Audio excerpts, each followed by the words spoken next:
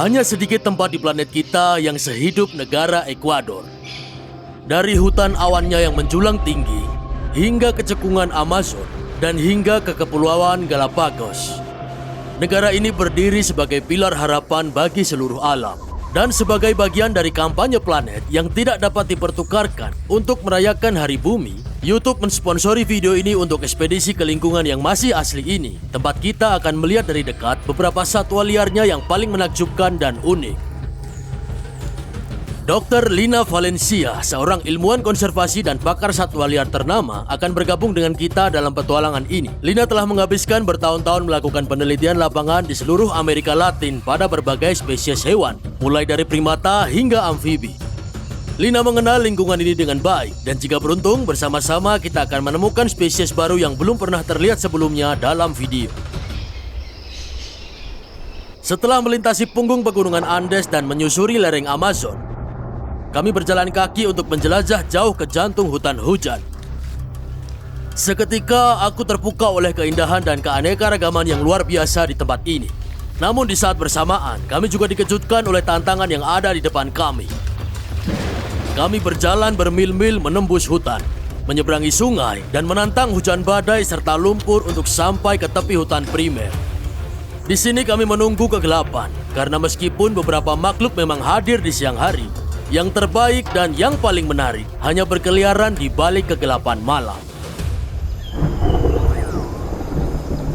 Pada siang hari ada hewan diurnal, itu berarti satwa liar di siang hari. Tapi waktu terbaik untuk menemukan semua makhluk keren yang menjadikan hutan hujan ini sebagai rumah adalah malam hari. Nah, kau tak bisa datang ke Amazon tanpa melakukan night herping. Night herping? Apa itu night herping? Kita akan nyalakan lampu kepala kita, lalu kita akan mulai jalan menyusuri hutan untuk menemukan semua makhluk keren yang akan kita lihat malam ini. Katak, ular, serangga yang keren. Keren. Wah, aku tahu aku senang. Ini perjalanan pertama kita ke Ekuador untuk Brave Wilderness. Kamu sudah sering ke sini, jadi aku akan memintamu memimpin. Ayo kita nyalakan senter kita dan pergi ke hutan hujan.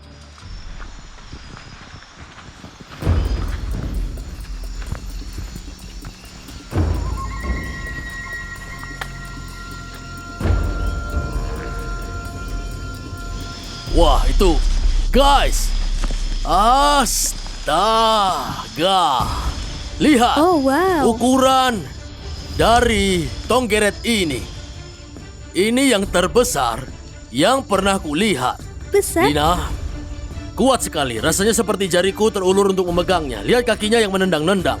Nah, sekarang aku akan membiarkannya hinggap di tanganku. Tapi coba lihat rahang depannya yang besar itu. Itu sudah pasti akan mengiris kulitmu seperti pisau setajam silet. Jangan salah kira guys, tonggeret ini ganas sekali. Dan jika kamu pernah melihat semua daun di sekitar sini yang berlubang, lihat lubang itu? Itu karena makhluk ini, mereka mengunyah-ngunyah dedaunan yang ada di sini satu persatu dari daun-daun ini. Wow. Dengan lebih dari 6.400 spesies, tonggeret hadir dalam berbagai bentuk dan ukuran. Dan meskipun disebut belalang tanduk panjang, mereka sebenarnya lebih dekat hubungannya dengan jangkrik, termasuk tonggeret daun raksasa ini. Kamu bisa lihat kamuflasenya, coba kita jejerkan ke daun ini. Coba lihat betapa bagusnya dia menyatu dengan dedaunan yang ada di sini. Ini kamuflase yang superior. Maksudku, Lina, itu kayak daun. Bahkan urat daunnya pun seperti daun pada umumnya. Iya, dia ini sangat kuat. Untuk ukuran seekor serangga, dia melubangi daunnya. Saat kita mencoba mengambilnya, lihat perutnya yang berdenyut di bawahnya. Dan ini bisa terbang guys. Kamu mau pegang, Lina? Tidak, tak apa. Oke, ya. Mari kita rekam dulu lalu kita akan kembalikan tonggeret raksasa ini ke daun di tempat aku menemukannya. Wow.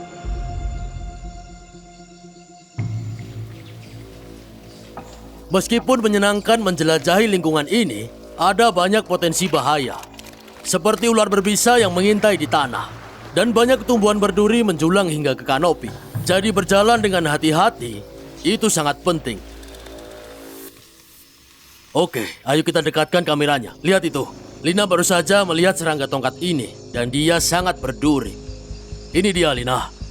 Wah bro, itu Kau sangat bisa keren. lihat semua durinya? Oh iya, ini hampir seperti versi serangga tongkat dari setan berduri yang kita lihat di Australia. Selain penampilannya yang luar biasa, aku sudah takjub dengan 3 mekanisme pertahanannya yang unik. Pertahanan yang pertama sudah cukup jelas, yaitu serangga tongkat ini ahli berkamuflase. Mekanisme pertahanan nomor 2, Lina, kamu coba seberapa tajam serangga tongkat ini? Cukup tajam di sini. Benar, aku coba.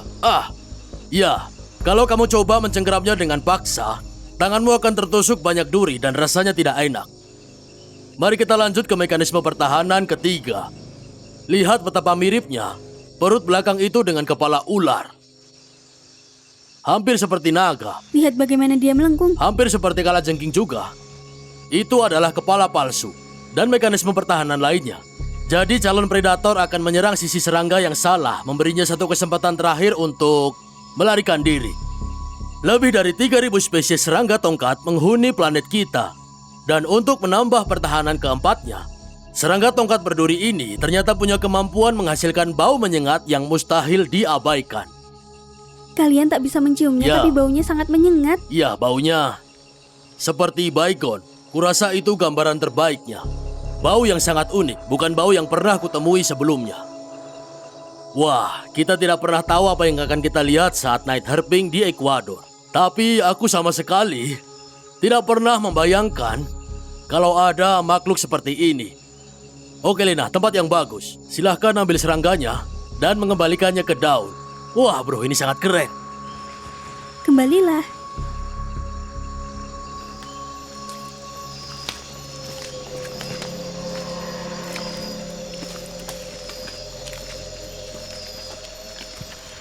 Oh, lihat, ada katak pohon monyet di sini.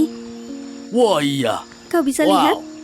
Warnanya sangat cocok dengan daunnya. Mereka disebut katak pohon monyet karena sekarang mereka tak bergerak, tapi saat mereka bergerak, gerakan mereka seperti monyet yang bergerak di hutan. Apa dia nokturnal? Iya, mereka nokturnal. Sekarang kau pikir mereka sedang tidur, tapi tidak. Sebenarnya mereka merasakan kehadiran kita, jadi mereka diam, dan itu seperti mekanisme pertahanan diri. Dan kalau aku menangkapnya, mereka akan meringkuk dan pura-pura mati, dan itulah cara mereka bertahan dari predator. Wow. Iya, kamu bisa lihat. Bahkan sejak kita berjalan ke sini, tempat ini jauh lebih gelap. Jadi gimana cara lihat mekanisme pertahanan ini kepada semua orang? Ya, Soalnya aku cuma pernah dengar, belum pernah melihat langsung yang seperti ini. jadi kau lihat bagaimana dia meliuk-liuk? Itu seperti mekanisme pertahanan diri saat diganggu. Wow. Kau lihat saat di pohon, dia tak meliuk-liuk seperti sekarang. Jadi dia pura-pura mati. Dia pura-pura mati. Oh, Dan beberapa katak ini waktu disentuh warnanya berubah dan juga mengeluarkan racun. oh ya? Mereka tak akan beracun di tanganku, tapi kalau kutaruh di mataku, aku akan kesulitan. Setelah kami meletakkan katak itu kembali ke daunnya, kami melihat satu lagi di dahan terdekat. Jadi, inilah perspektif yang jauh lebih hidup. Katak daun kecil yang lucu. Kerja bagus, Lina. Tempat yang bagus. Oke, kita lanjut.